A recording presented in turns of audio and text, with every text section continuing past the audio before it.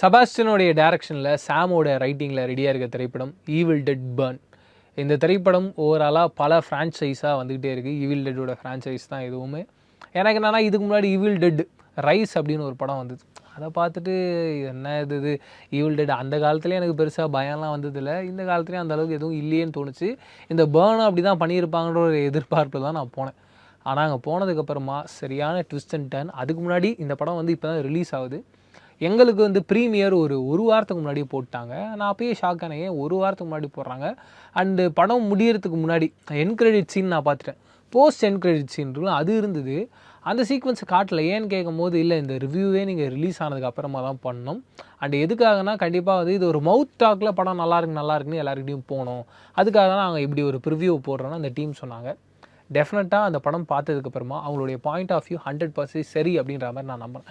ஏன்னா நான் அந்த படம் பார்த்ததுக்கப்புறமா எல்லாருக்கிட்டையும் நான் சொன்னேன், இந்த படம் வந்து ஏ சர்டிஃபிகேட். கண்டிப்பாக நீங்கள் வந்து ஒரு ஹாரர் ஃபேனாக இருக்கீங்க, இல்லை ஒரு த்ரில்லரான படங்கள் பார்க்குற ஒரு ஆளாக இருக்கீங்கன்னா கண்டிப்பாக ஈவில் டெட் பர்ன் உங்களை அந்தளவுக்கு இன்ட்ரெஸ்டிங்காக உட்கார இருக்கும். படம் ஆரம்பித்து முடிகிற வரைக்கும் பயங்கர ரேசியான ஒரு ஸ்க்ரீன் ப்ளே உள்ள ஒரு படமாக இந்த படத்தை அமைச்சு தந்திருக்காங்க. மிஸ் பண்ணாமல் பாருங்கன்னு நான் சொன்னேன். அந்த அளவுக்கு ஒரு இம்பேக்டை கொடுத்தது. படத்தோட ஆரம்பத்தில் ஒரு லேக் இருக்குது, 2 நண்பர்கள் மீன் பிடிச்சிக்கிட்டு இருக்காங்க. அங்கே ஒரு நண்பர் வந்து ஒரு வேலையாக அப்படி போயிட்டு வரதுக்குள்ளே அவருடைய தூண்டில் ஒரு மீன் மாட்டிக்குது. மீனாக என்னன்றது தெரில, ஏதோ ஒன்று மாட்டிக்குது. அந்த ரோப்பை ஃபுல்லாக இழுக்குது. அந்த மீன் பிடிக்கிற தூண்டிலே பறந்தது. பக்கத்தில் இருக்க நண்பருடைய தூண்டிலையும் ஏதோ ஒன்று மாட்டிக்குது. அதே மாதிரி பயங்கரமாக பிடிச்சி இழுக்குது. இவரும் ரொம்ப ஸ்ட்ராங்காக பிடிச்சி அதை ஸ்லோவாக இழுத்து அப்படி மேலே எடுத்தால் சர்ப்ரைஸ், அது ஒரு பொண்ணோட தலை மட்டும் இருக்குது. யோசிச்சு பாருங்கள், தலை மட்டும் எப்படி இழுக்க முடியும்? அதுவே ஒரு பெரிய ட்விஸ்ட்டு. கட் பண்ணால் அந்த பையன் அந்த லேக்குக்கு நடுவில் உயிருக்காக போராடிக்கிட்டு இருக்கான். போயிட்டு வந்தார் தெரியுமா ஒரு நண்பர், அவர் இதை பார்க்குறாரு. போட் எடுத்துகிட்டு நடுவில் இருக்க லேக்குக்கு போகிறாரு. அவங்க நண்பனை காப்பாற்றணுன்னு அவங்க நண்பனை தூக்குனா அந்த நண்பனுடைய பாடி பாதியாக இருக்குது. என்ன இது இப்படி ஆயிடுச்சுன்னு யோசிக்கிறதுக்குள்ளே அந்த போட்டில் ஒரு கை வருது. அந்த கை மேலே வரப்போகுதுன்னு நினச்சா அந்த போட்டே கவுத்து விட்டுட்டு அந்த உள்ளே இருக்க நண்பர், அதாவது காப்பாற்ற வந்த நண்பர் தண்ணிக்குள்ளே போயிட்டார். அந்த போட்டு கவுந்து இருக்குது. அந்த கவுந்து இருக்க போட்டுக்கு மேலே ஒரு ஈவில் நின்றுட்டுருக்கு, ஒரு பொம்பளை ஈவில். யோசிச்சு பாருங்கள் எப்படி இருக்குது இது. ஆரம்பத்துலேயே இப்படி தாங்க படத்தை ஆரம்பித்தாங்க. அண்ட் டெக்னிக்கலாக ரொம்ப ஸ்ட்ராங்காக இருந்தாங்க, மிரட்டிட்டாங்க. அண்டு இந்த ஒரு பொம்பளை ஈவில் அங்கே இவங்க 2 பேரை சாகடிச்சிட்டு நடு ரோட்டுக்கு போகிறாங்க. நடு ரோட்டுக்கு போகும்போது ஒரு கார் இந்த ஈவில் அடித்து தூக்குது. அந்த ஈவிலோட ஆசை என்ன இருக்குன்னா, இந்த ஈவில் ஓவராலாக சாகடிக்கு ஒரு குடும்பம் தேவைப்படுது. அந்த குடும்பம் எங்கன்றதை தேடிக்கிட்டே இருக்காங்க. கட் பண்ணிங்கன்னா அந்த ஹீரோயின் தான் இந்த திரைப்படத்தோடைய லீடாக இருக்காங்க. ஹீரோயினோடைய மாமனார் இதுக்கான சொல்யூஷனை கண்டுபிடிச்சிருக்காரு, இதுக்கான ஆயுதத்தை கண்டுபிடிச்சிருக்காரு. அந்த ஆயுதத்தை வச்சு இந்த ஹீரோயின் எப்படி அந்த கோஸ்ட்டை சாகடிக்கிறாங்க, இல்லை இந்த கோஸ்ட் இந்த ஓவரால் ஃபேமிலியை ஆக்குபை பண்ணுறாங்களான்றது தான் இந்த படத்தோட கதையாக இருக்குது.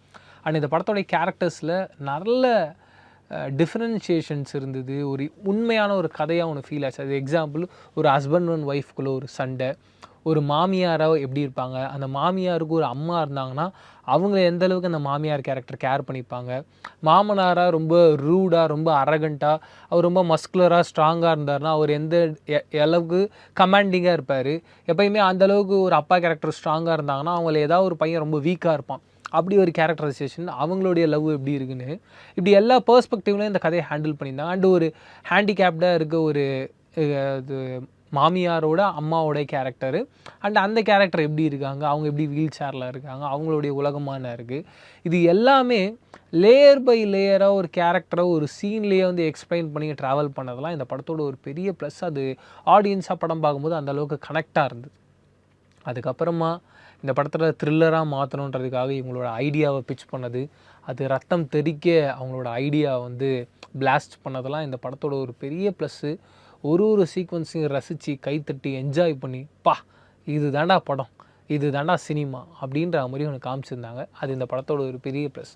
And towards the N credit சீனில் அதே பாட்டி வச்சு ஒரு சீக்வன்ஸ் ஒன்று பண்ணியிருப்பாங்க. அதெல்லாம் வந்து சிரித்து பயங்கரமாக என்ஜாய் பண்ணுவாங்க. அப்படி ஒன்று இருந்தது. என் கிரெடிட் சீன் நான் இன்னும் பார்க்கல, அதாவது என் போஸ்ட் கிரெடிட் சீனை நான் இன்னும் பார்க்கல. யாராவது பார்த்துருந்தீங்கன்னா மறக்காமல் கமெண்ட்ஸ் ஷேர் பண்ணிக்கோங்க. டெஃபினட்டாக சொல்லுவேன், நீங்கள் ஒரு ஹாரர் ஃபேனாக இருக்கீங்க, ஒரு த்ரில்லர் ஃபேனாக இருக்கீங்க, இல்லை பயங்கரமான ஆக்ஷனை ரசிப்பீங்க.